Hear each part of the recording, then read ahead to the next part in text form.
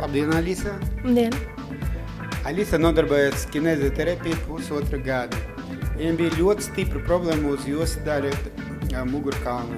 Mana problēma bija tāda, ka man bija sašķelts pirmais jostas skriemels, no tā aizgāja šmorļa trūce, un es nevarēju sēdēt praktiski, visas sāpes gāja uz kāju, bija ļoti grūti staigāt, un tad es trenējos pusotru gadu ar Andreju, mēs palēnām sākām, un tagad es varu brīvi staigāt, lēkāt, darīt visu, ko vien vēlos.